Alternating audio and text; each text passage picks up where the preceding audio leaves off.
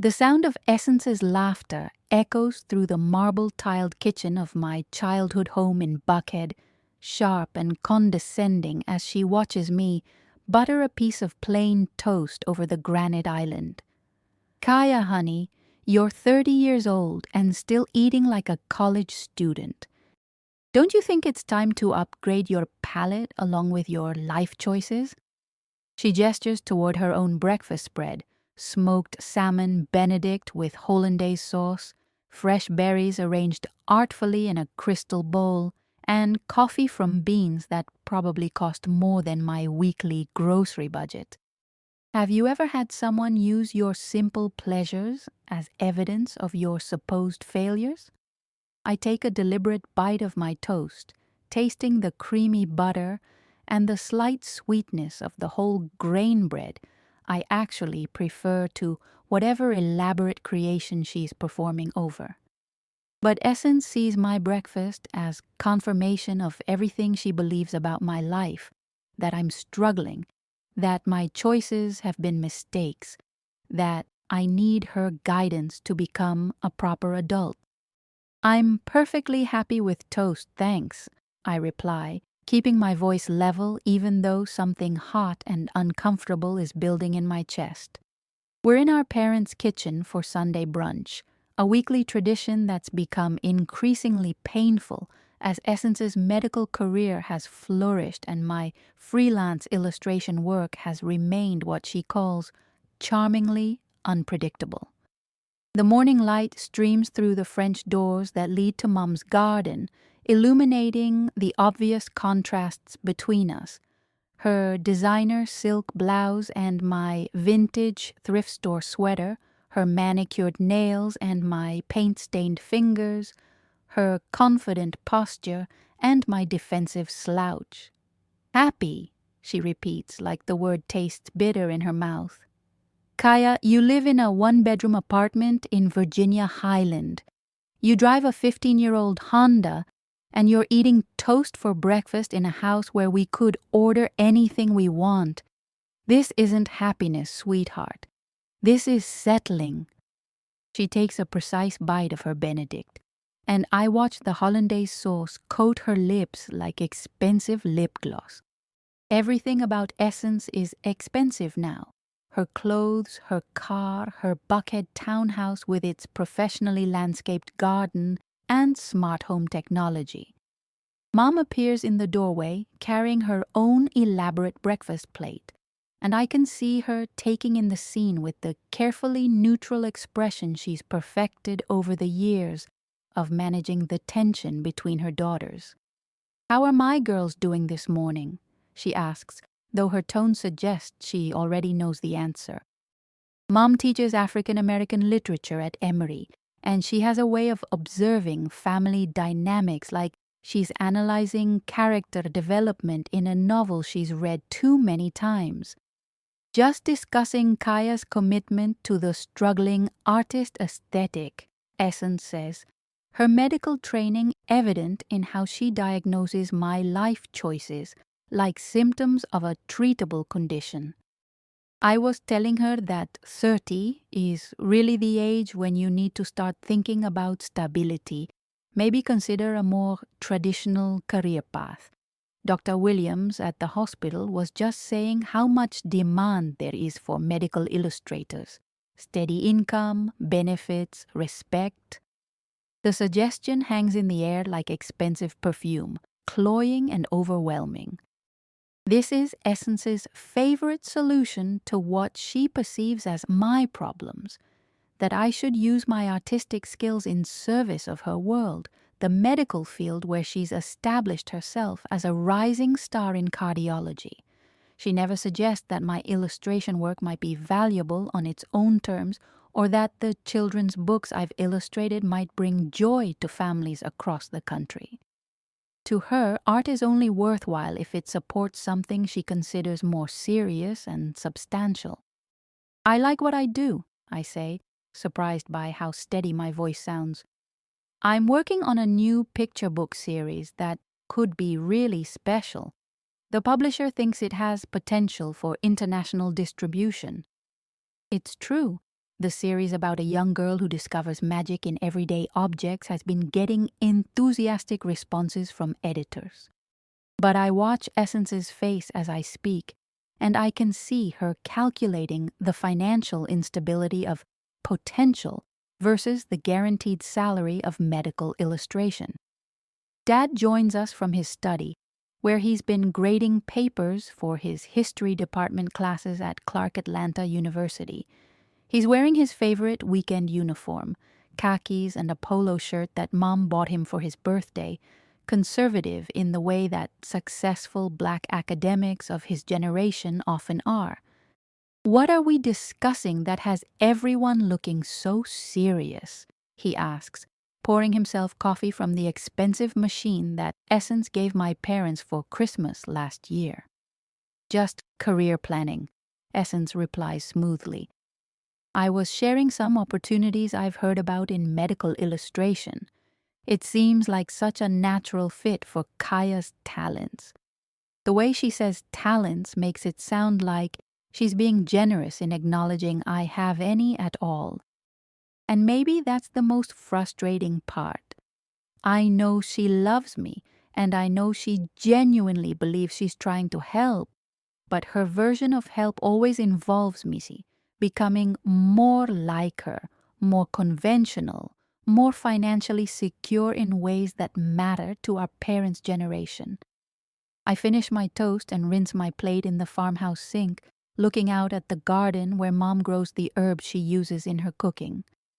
The backyard is beautiful in the morning light, with its carefully tended flower beds and the old oak tree where Essence and I used to read together as children. Before she decided that reading for pleasure was less important than reading medical journals, before I realized that our parents' pride in her accomplishments left very little emotional space for celebrating mine. "I should get going," I say, gathering my purse and the small sketchbook I always carry. "I have a client meeting this afternoon."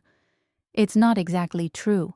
I'm meeting with another illustrator to collaborate on a gallery show, but I've learned that framing my artistic activities in business terms makes them sound more legitimate to my family. As I head toward the front door, I catch Essence rolling her eyes at Mom, a gesture that's supposed to communicate their shared concern about my unrealistic life choices. But what strikes me isn't her judgment. I've grown used to that.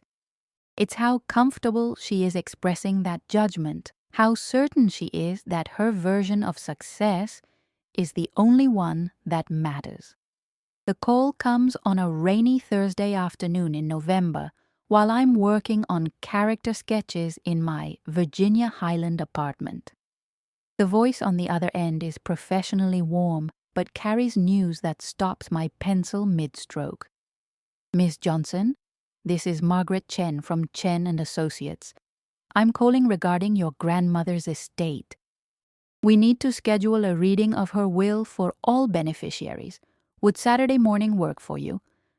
I set down my pencil and stare out at the gray Atlanta sky, trying to process the formal language that means Grandma Rose is really gone. She passed 2 weeks ago at 93, and while we knew it was coming, the finality of lawyers and estate readings makes her absence feel heavier somehow. Yes, Saturday works. Will my parents and sister be there too? The question feels automatic, but I'm already dreading the family dynamics that will play out even in this solemn context. The will specifically requests individual meetings with each beneficiary, Ms. Chen explains. "Your appointment is at 10 a.m. Please bring identification and plan for about an hour." Something in her tone suggests there's more to this arrangement than standard legal procedure, but I don't want to read too much into what might just be professional discretion. Saturday morning finds me sitting in the reception area of a law office in Midtown, surrounded by mahogany furniture and legal diplomas that speak to decades of estate planning for Atlanta's established families. I'm wearing my best dress, a navy blue vintage piece I found at a consignment shop in Little 5 Points, and feeling underdressed despite my efforts. When Essence emerges from Ms. Chen's office, her face is carefully neutral, but I catch a flash of something like disappointment before she spots me. "Kaia," she says, her voice carrying the controlled pleasantness she uses with difficult patients. "I'm sure Miss Chen will explain everything. Grandma Rose was very specific about her wishes." She doesn't wait for my response, just clicks across the marble floor in her expensive heels, leaving behind a trail of her signature perfume and unspoken implications that I'm about to be disappointed by whatever small remembrance I've been left. Miss Chen's office is smaller than I expected, but filled with warm light from tall windows that overlook Piedmont Park.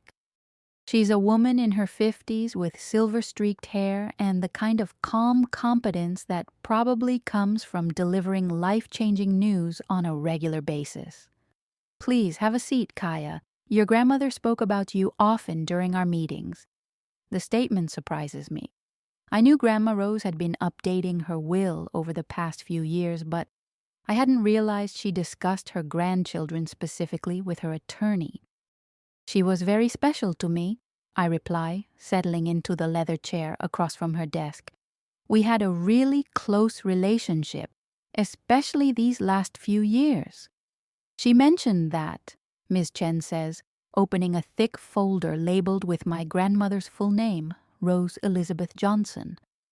"She was particularly proud of your artistic work. She showed me some of the illustrations you'd done for children's books, and she spoke often about your visits and your conversations about art and creativity." The attorney pulls out several documents, but her eyes remain focused on me. "Your grandmother was very deliberate about her final wishes, Kaia. She spent considerable time ensuring that her estate would reflect her values and her assessment of who her beneficiaries really were." Something in her phrasing makes my stomach flutter with nervous anticipation. This doesn't sound like the standard reading of a grandmother's jewelry and small mementos that I'd been expecting. "What exactly are you saying, Miss Chen?" She slides a document across the desk toward me. Official-looking papers with legal letterhead and my grandmother's signature at the bottom. "Your grandmother's estate was valued at approximately $23 million accumulated through her real estate investments and business ventures over 6 decades. According to her will, you are the primary beneficiary of this estate." The words hit me like cold water, impossible to process immediately. $23 million, primary beneficiary. I stare at the papers without really seeing them, trying to understand how this could be possible. "I'm sorry, what?" "That can't be right. I mean, my parents, Essence, she's the successful one, she's the one who made good choices." "Your grandmother was very clear about her reasoning," Miss Chen continues gently. "She left detailed letters explaining her decision, which I'm authorized to share with you. She felt that you embodied the values she'd held throughout her life: creativity, authenticity, and independence from conventional expectations of success. She was particularly impressed by your decision to pursue art, despite family pressure to choose a more traditional career path." I feel like I'm floating outside my body, watching this conversation happen to someone else. This morning I woke up in my small apartment, worried about paying next month's rent and wondering if I should take Essence's advice about medical illustration. Now I'm sitting in a law office, being told that my grandmother, the same grandmother who used to sneak me art supplies and encourage my drawing when my parents worried I was being impractical, has left me enough money to never worry about finances again. "There are some conditions," Ms. Chen adds, pulling out another set of documents. Your grandmother was concerned about how sudden wealth might affect your relationships and your artistic development. The inheritance includes specific provisions for how and when you can access different portions of the money, with built-in protections against family pressure or attempts to influence your decisions. The room feels like it's spinning slightly. I think about this morning's breakfast with my family, Essence's condescending advice about stability and career choices, my parents' polite but obvious disappointment in my unrealistic lifestyle. None of them know about this meeting. None of them have any idea that while they were discussing my need for better life planning, Grandma Rose was ensuring I'd have the financial freedom to live exactly as I choose. What about my parents and Essence? I ask, though I'm not sure I want to know the answer. Ms. Chen's expression becomes more careful.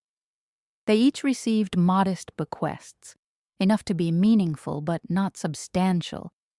Your grandmother felt that your parents had built successful careers and comfortable lives through their own efforts, and that your sister was well established financially.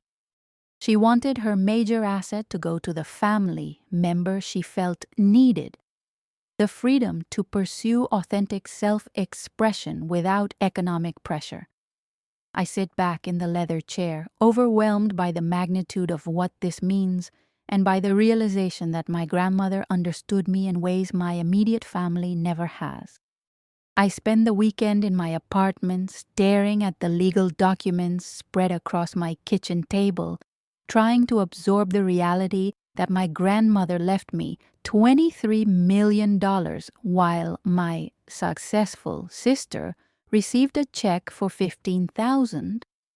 The contrast feels surreal, like discovering I've been living in a completely different story than the one my family has been telling about my life. Every few hours I reread Grandma Rose's letter, explaining her decision, and each time her words hit me with fresh emotional force. My dear Kaia, the letter begins in her careful handwriting, by the time you read this, you'll know that I've left you the bulk of my estate. This decision has nothing to do with love. I love all my grandchildren equally. But love and wisdom are different things, and wisdom tells me that you're the one who needs this freedom most, and the one most likely to use it well. The letter goes on to detail observations I had no idea she was making during our weekly visit.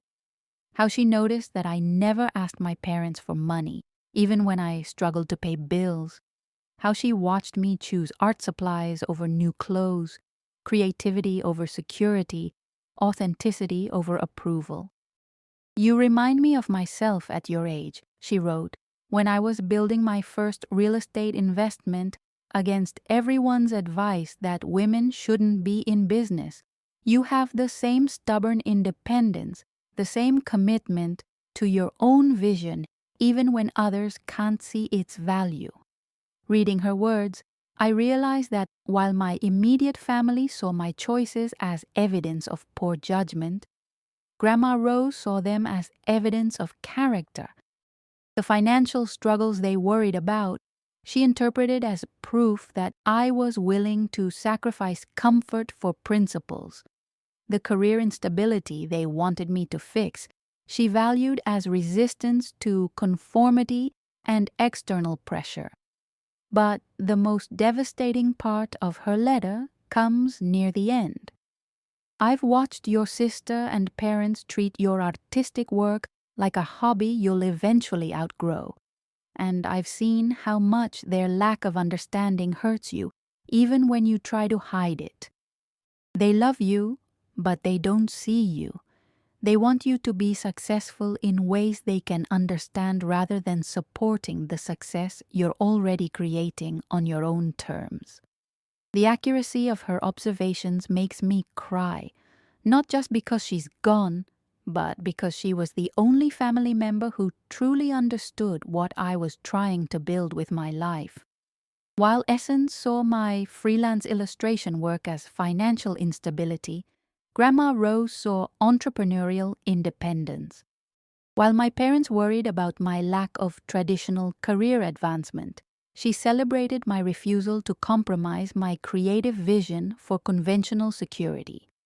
Monday morning brings a call from Miss Chen with practical details about accessing the inheritance. The structure Grandma Rose created is incredibly thoughtful. I have immediate access to enough money to pay off my student loans and live comfortably while I transition into this new reality. But the larger portion is set up in a trust that prevents me from making impulsive decisions or being pressured into supporting other people's financial needs without careful consideration. Your grandmother was very concerned about family dynamics, Miss Chen explains over the phone. She specifically included provisions that prevent other beneficiaries from contesting the will or pressuring you about financial decisions. She wanted you to have complete autonomy over how you use this inheritance. There's something almost protective in how these legal structures are designed, like Grandma Rose anticipated exactly how my family might respond to learning about the money. The conversation I'm dreading comes Tuesday evening, when Mom calls with barely contained curiosity about my meeting with the estate attorney. Sweetheart, I hope you weren't disappointed by Grandma's bequests. I know she didn't have much to leave, but I'm sure she gave you something meaningful. Her tone is gentle but fishing, and I can hear the assumption that whatever I received was appropriately modest for the struggling granddaughter. Actually, Mom, there's something I need to tell you all. Could we have dinner this weekend? I have some news about Grandma's will that I think we should discuss in person. I keep my voice neutral, but my heart is racing at the thought of revealing information that will completely reshape how my family sees me and our relationships with each other. The pause on the other end is long enough that I wonder if the call has dropped. Finally, "Of course, honey. Is everything all right? You sound different." She's right. I do sound different. For the first time in my adult life, I'm not worried about paying rent or whether my artistic career can sustain me financially. I'm not defensive about my choices or apologetic about my lifestyle. I'm sitting in my small apartment surrounded by my artwork, knowing that I have the resources to create whatever kind of life I want, and the feeling is intoxicating. Everything's fine, Mom. Better than fine, actually. I'll explain everything on Saturday. After I hang up, I walk around my apartment, seeing it with new eyes. The thrift store furniture I bought, because it was affordable now, feels like a choice rather than a compromise. The wall covered with my illustrations looks like the beginning of something rather than evidence of instability. The simplicity I've been living with by necessity could now become simplicity by choice, which somehow makes it feel completely different. But what excites me most isn't the money itself, it's the validation that comes with it. Grandma Rose saw value in exactly the qualities my family wanted me to change. She rewarded my independence, my creativity, my refusal to conform to expectations that didn't fit who I really was. For 30 years, I've been told that my choices were mistakes, that my priorities were wrong, that I needed to be more like Essence to be successful. Now I have proof that at least one person who really knew me believed I was already exactly who I was supposed to be. Saturday arrives with the weight of impending revelation. I'm back in my parents' kitchen in Buckhead, but this time I'm the one who's orchestrated the gathering. The familiar scene feels different now that I know what they don't. That, while they're preparing to have another conversation about my need for better life planning, I'm about to fundamentally alter how they understand our family dynamics. The irony is almost theatrical. I'm sitting at the same granite island where Essence mocked my toast last week, but now I'm the one holding information that will change everything. Essence arrives precisely on time, carrying a bottle of expensive wine and wearing the slightly patronizing smile she reserves for family gatherings, where she expects to be the center of positive attention. "I brought that Bordeaux you liked, Mom," she says, kissing our mother's cheek and completely ignoring me beyond a polite nod. Her body language radiates the comfortable confidence of someone who believes she understands exactly how this evening will unfold. "Before we start dinner," I say, my voice steadier than I expected, "I need to share something about Grandma Rose's will that affects all of us." The words create an immediate shift in the room's energy. Dad looks up from the salad he's preparing. Mom pauses in her dinner preparations, and Essence's wine-opening ritual stops mid-cork. "What kind of something?" Essence asks, her medical training evident in how she's already trying to diagnose the situation from my tone and body language. "Ms. Chen said the estate was fairly straightforward when I met with her last week. There's a proprietary confidence in how she references her meeting with the attorney, like she's establishing herself as the family member most qualified to handle legal and financial matters." I pull out the folder Miss Chen gave me, its weight both literal and metaphorical. Actually, there were some aspects of the will that were more complex than any of us realized. I can feel my heart racing, but there's also something exhilarating about finally being the person in our family who knows something important that the others don't. For 30 years, I've been on the receiving end of advice, lectures, and suggestions about how to improve my life. Now I'm about to deliver news that will require them to completely reconsider their assumptions about success, family hierarchy, and my place in both.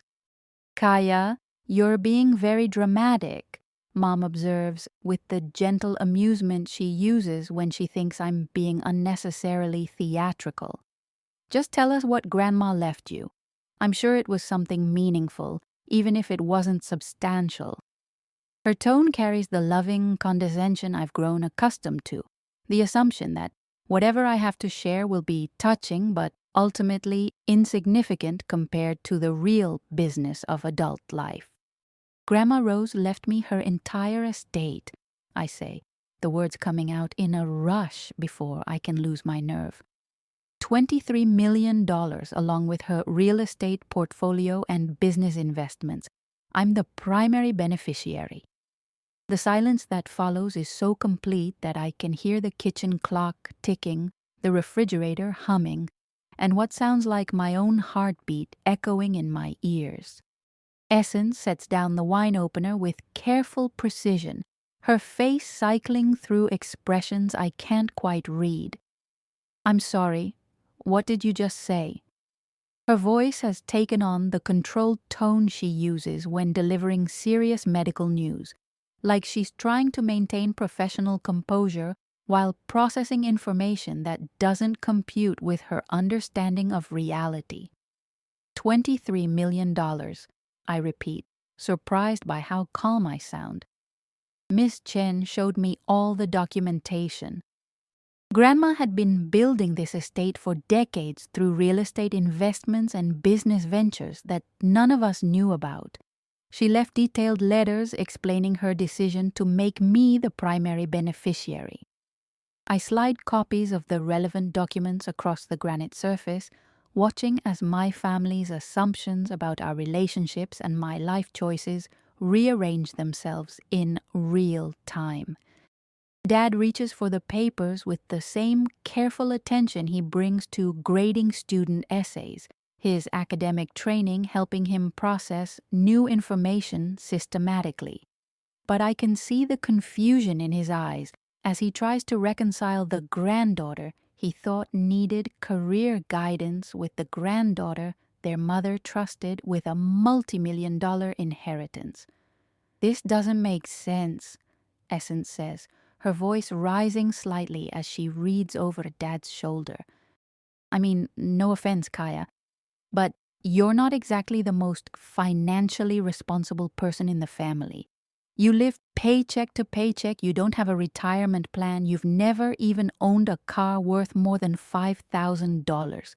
Why would Grandma leave her entire fortune to someone who clearly doesn't understand money management?" The question hangs in the air like expensive perfume, overwhelming and revealing. Even faced with legal documentation, Essence's first instinct is to assume there's been some kind of mistake, that the grandmother who built a $23 million estate through savvy business decisions somehow failed to recognize financial competence when she saw it. The possibility that my lifestyle choices represent values rather than failures simply doesn't occur to her. "Maybe you should read Grandma's letter," I suggest, pulling out the handwritten pages that explain her reasoning. She was very specific about why she made this decision. As I watch Essence's face while she reads, I can see the moment when our grandmother's words force her to confront a completely different interpretation of my life choices, one where financial modesty reflects independence rather than incompetence, where creative risk-taking demonstrates courage rather than impracticality. The transformation in the room's dynamics is immediate and profound. Suddenly, the sister who was mocking my breakfast last week is holding proof that the grandmother we all respected and admired saw me as the family member most worthy of her life's work. The parents who've been encouraging me to be more like Essence are learning that their mother believed I was already exactly who I should be. The silence stretches for what feels like hours as Essence reads Grandma Rose's letter, her face cycling through disbelief, confusion, and something that looks uncomfortably like envy. When she finally sets the pages down, her medical composure has cracked slightly, revealing the raw emotion underneath. "I don't understand how she could have seen your situation so differently than the rest of us. We were worried about you, Kaia. We wanted you to have security, stability. How does that make us wrong and her right?" Mom reaches across the table to take the letter, her literature professor instincts kicking in as she analyzes Grandma Rose's carefully chosen words. "She writes about independence and authentic self-expression," she murmurs, almost to herself. "She valued that you never asked for financial help, that you chose art supplies over new clothes." Her voice trails off as she processes the implications of these observations, the recognition that behaviors she interpreted as financial struggle, her mother saw as admirable self-reliance. "So what happens now?" Dad asks, his historian's practicality asserting itself as he tries to understand the new landscape of our family dynamics. "This is a substantial inheritance, Kaia. It changes things significantly." There's something careful in his tone, like he's already calculating how this news affects not just my future, but my relationship with the rest of the family who received comparatively modest bequests. The question everyone's avoiding becomes unavoidable when Essence finally voices what I know they're all thinking. "I suppose this means you won't need any more career advice from us. $23 million certainly solves the problem of financial instability." Her voice carries a bitterness I've never heard before, sharp and wounded in a way that makes me realize how much of her identity was built on being the successful sister who had to worry about my poor life choices. "It's not about the money," I say, though even as the words leave my mouth, I know they're not entirely true. The money changes everything, not because of what I can buy, but because of what it represents. Grandma Rose's inheritance is validation that my choices were right, that my values were sound, that the lifestyle my family wanted me to change was actually worth preserving and protecting. But Essence's laugh is sharp and disbelieving. Not about the money, Kaia. You just inherited enough money to buy a mansion in Buckhead, fund any artistic project you want for the rest of your life, and never worry about rent again. How is that not about the money? Her pain is palpable now, the realization that everything she thought she knew about our family hierarchy has been turned upside down by a grandmother who saw value in qualities Essence had dismissed as weaknesses. I think what Kaia means, Mom interjects gently, is that the inheritance represents something beyond financial security. Your grandmother was making a statement about values, about what kind of success matters most. But I can see the confusion in her own eyes as she tries to reconcile the daughter she thought needed guidance with the granddaughter her mother trusted with a fortune. The conversation that follows is unlike any we've ever had as a family. For the first time, I'm not the one being advised, corrected, or encouraged to make better choices. Instead, they're all trying to understand how they misread a situation so completely, how the grandmother they respected could have seen my life so differently than they did. The power dynamic has shifted so fundamentally that we're all struggling to find our footing. I keep thinking about last week, Essence says suddenly, her voice smaller than usual. When I was laughing at your toast, giving you advice about medical illustration, talking about Dr. Williams and stable careers. And the whole time, you already knew you had inherited more money than I'll make in my entire medical career. She pauses, staring at her untouched wine glass. I feel like such an idiot. The admission hangs in the air, vulnerable and honest, in a way that surprises all of us.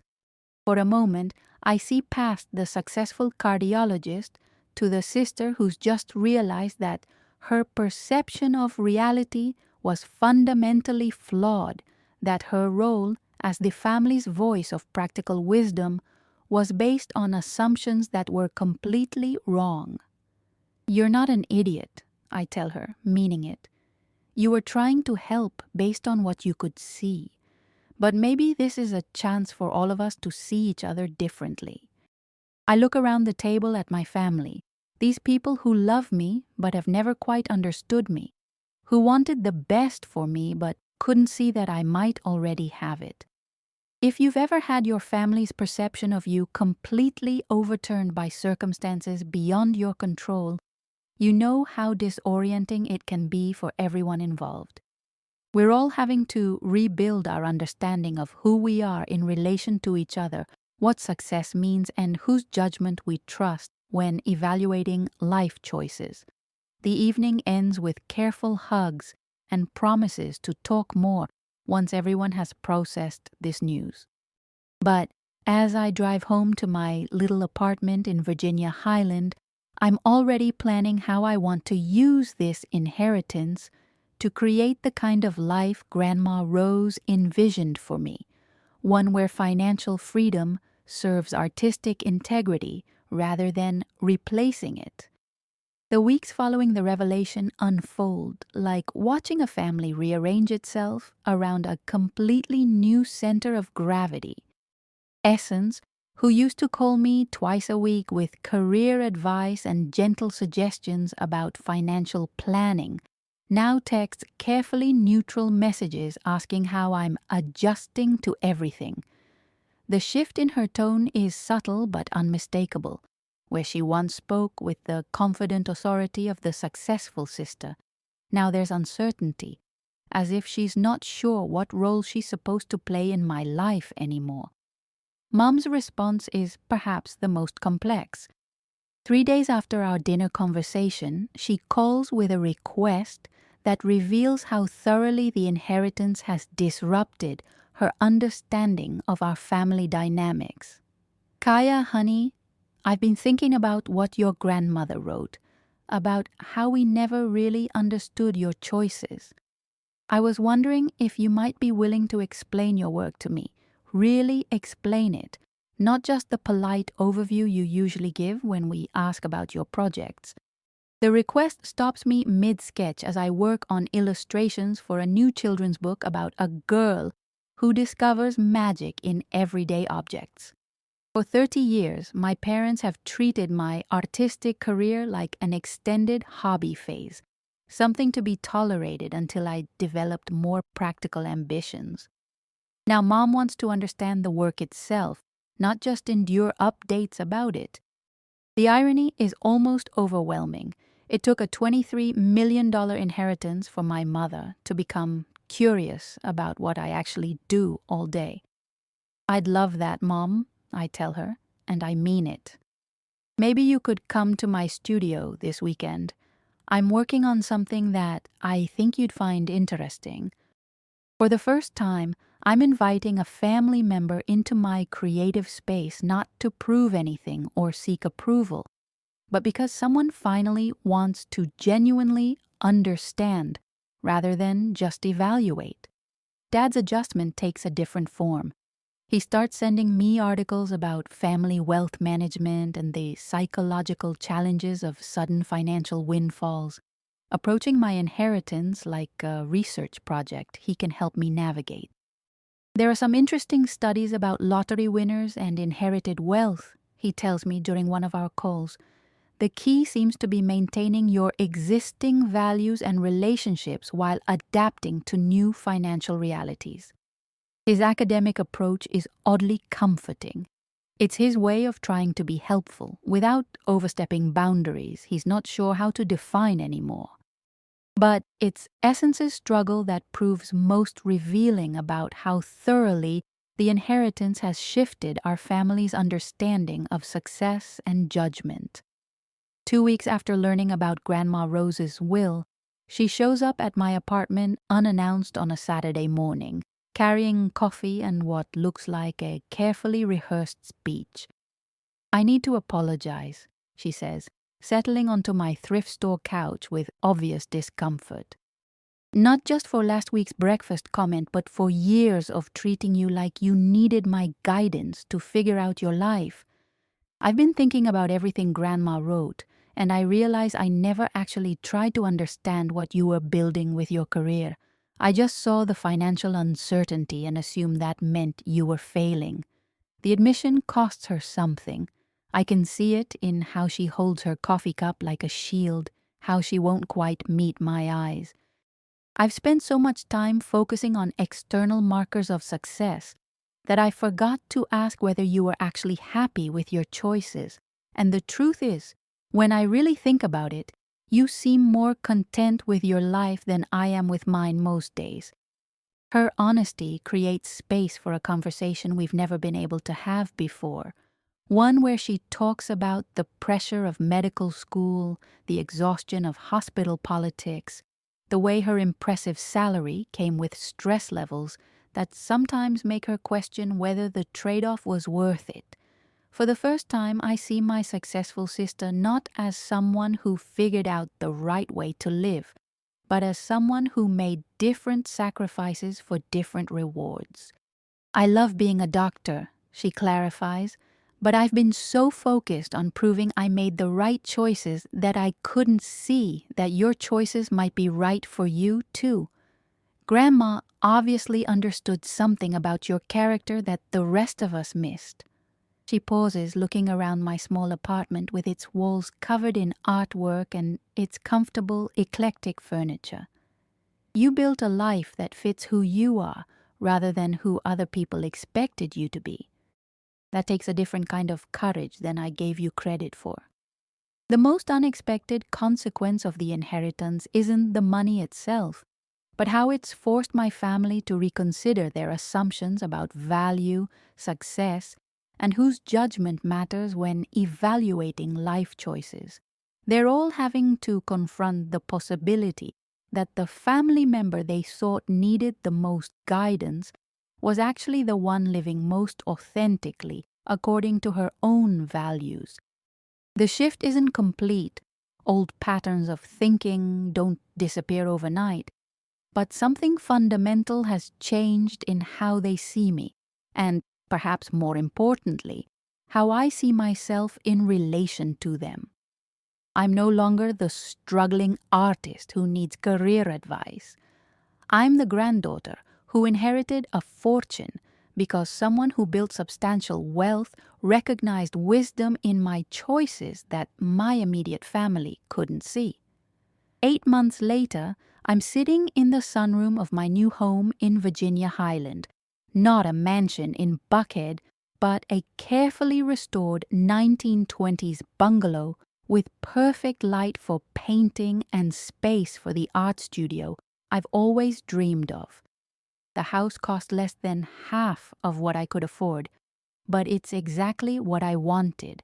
A place that feels authentically mine rather than a display of newfound wealth. Through the windows, I can see the garden I've been planting, filled with the same herbs Grandma Rose used to grow and the wildflowers she loved. This morning's breakfast is still toast with butter, but now it's artisanal bread from the local farmer's market, eaten off pottery I commissioned from an artist in Decatur. The simplicity is intentional, not because I can't afford elaborate brunches, but because I've learned that the things that made me happy before the inheritance still make me happy now. The money has given me freedom, but it hasn't changed my fundamental appreciation for small, genuine pleasures over grand gestures. My illustration career has flourished in ways that have nothing to do with the inheritance and everything to do with the confidence that financial security has given me to take creative risks. The children's book series about finding magic in everyday objects was picked up by a major publisher and is being translated into 12 languages. Last month, I received a letter from a mother in Oregon whose daughter carries one of my books everywhere, finding comfort in the story about a girl who discovers that ordinary things can be extraordinary when you see them with the right eyes. The family dynamics have settled into something more honest and sustainable than what we had before. Essence and I have lunch once a month now, conversations that focus more on sharing our actual experiences than on her providing unsolicited guidance about my life choices. She's been seeing a therapist to work through what she calls successful child syndrome, the pressure she put on herself to be perfect and the assumption that everyone else should follow her model. Our relationship is more balanced now, built on mutual respect rather than hierarchical concern. I keep thinking about that morning when I laughed at your toast, she told me during our last lunch. I was so convinced that my way of living was obviously superior that I couldn't imagine someone choosing differently for good reasons.